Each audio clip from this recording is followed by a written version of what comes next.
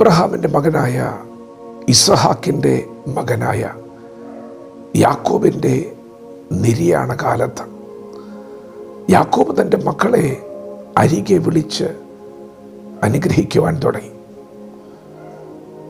യാക്കോബിൻ്റെ 12 മക്കളിൽ യോസഫ് അന്ന് മിസ്രൈമിലെ മേലധികാരിയാണ്.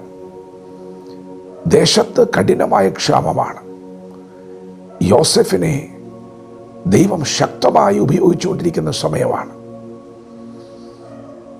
തൻ്റെ സഹോദരന്മാരിൽ വെച്ച് യോസേഫിനെ പോലെ ദൈവാത്മാവുള്ളൊരു മനുഷ്യനെ ആ ദേശത്തെങ്ങും കണ്ടുകിട്ടാനില്ല. അത്രത്തോളം യോസഫ് അനുഗ്രഹിക്കപ്പെട്ടവനായി. മിസ്രൈം ദേശത്തിൻ്റെ മാത്രമല്ല, ഭൂതലത്തിലെ മുഴുവൻ ക്ഷാമവും തീർക്കുവാൻ തക്കവണ്ണം ദൈവത്താൽ നിയോഗിക്കപ്പെട്ടവനായി ദൈവകരങ്ങൾ ഉപയോഗിക്കപ്പെടുകയാണ്. അപ്പോഴാണ് അപ്പൻ്റെ അനുഗ്രഹവചനങ്ങൾ വന്നത്. യോസഫ് ഫലപ്രദമായ ഒരു വൃക്ഷമാണ്. നീരുറവിനരികെ ഫലപ്രദമായൊരു വൃക്ഷം.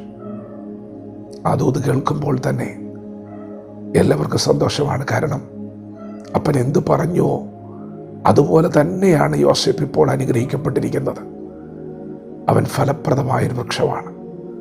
കുടുംബത്തിന് വേണ്ടി മാത്രമല്ല, മിസ്രൈം ദേശത്തിന് വേണ്ടി മാത്രമല്ല, ഭൂതലത്തിലെ സകല മനുഷ്യർക്കും അവന് അനുഗ്രഹമായിരിക്കുകയാണ്. യോസഫ് ഫലപ്രദമായൊരു വൃക്ഷമാണ്. എന്നാൽ പ്രിയപ്പെട്ടവരെ, യോസേഫിൻ്റെ സഹോദരന്മാരൊന്നും യോസേഫിനെ പോലെ അന്ന് അത്ര ആക്റ്റീവല്ല, അത്രത്തോളം പ്രയോജനപ്പെട്ടിട്ടില്ല. പലരും ഉറങ്ങുകയാണ്, പലരും തളർന്നു കിടക്കുക, പലരും ക്ഷീണിച്ചിരിക്കുക. യോസേഫിനെ പോലെ പ്രയോജനപ്പെടാൻ അന്ന് ആർക്കും കഴിഞ്ഞിട്ടില്ല. എന്നാൽ അപ്പൻ മക്കളെ അനുഗ്രഹിക്കുമ്പോൾ 12 മക്കളിൽ ഒരുവനായ യഹൂദായുടെ അടുക്കൽ വന്നപ്പോൾ യഹൂദായെ നോക്കി അപ്പൻ പറഞ്ഞ പ്രവചനം നിങ്ങൾ കേട്ടിട്ടുണ്ടോ? യാക്കോബ് പറയുകയാണ്, യഹൂദ ഒരു ബാലസിംഹമാണ്. അവൻ ഇര പിടിച്ചു കയറിയിരിക്കുന്നു.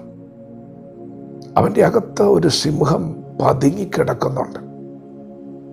ആർ അവനെ എഴുന്നേൽപ്പിക്കും? പ്രിയപ്പെട്ടവരെ, യോസേഫിൽ കാണാത്ത ചില കാഴ്ചകൾ ദൈവത്തിൻ്റെ പരിശുദ്ധാത്മാവ് യഹൂദായിൽ കാണുകയാണ്. അതോത് വെളിപ്പെട്ട് വരുമ്പോൾ ആ സമയത്ത് യോസേഫിനെ പോലെ അത്രത്തോളം ഒന്നും യഹൂദ ഉപയോഗിക്കപ്പെട്ടിട്ടില്ല. അത്രത്തോളം ബ്ലസ്ഡ് അല്ല. എങ്കിലും ഉറങ്ങിക്കിടക്കുന്നു എന്ന് തോന്നുന്ന സാഹചര്യത്തിലും പരിശുദ്ധാത്മാവ് ചില കാഴ്ചകൾ കാണുകയാണ്. അവൻ്റെ അകത്തൊരു സിംഹം പതുങ്ങിക്കിടക്കുന്നുണ്ട്. രാജ്യത്വത്തിൻ്റെ ചെങ്കോലുകൾ യഹൂദയ്ക്കകത്ത് മറഞ്ഞിരിക്കുന്നു. അടുത്തതൊരു ചോദ്യമാണ്, ആർ അവനെ എഴുന്നേൽപ്പിക്കും? പ്രിയപ്പെട്ടവരെ, ഇന്ന് പകൽ പരിശുദ്ധാത്മാവ് നിങ്ങളോടൊരു ആലോചന പറയുകയാണ്. ആർ അവനെ എഴുന്നേൽപ്പിക്കും? ഇന്ന് പകൽ ഉറങ്ങിക്കിടക്കുന്നു, തണുത്തിരിക്കുന്നു, തളർന്നിരിക്കുന്നു എന്ന് നിങ്ങൾക്ക് തോന്നുന്ന നിങ്ങളുടെ തലമുറയ്ക്കകത്ത്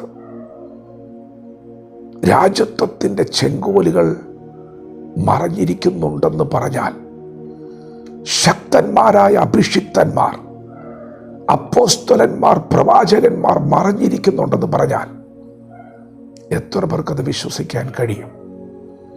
അതെ, നിങ്ങളുടെ കുഞ്ഞിനെ നിങ്ങൾ ചെറുതാക്കരുത്.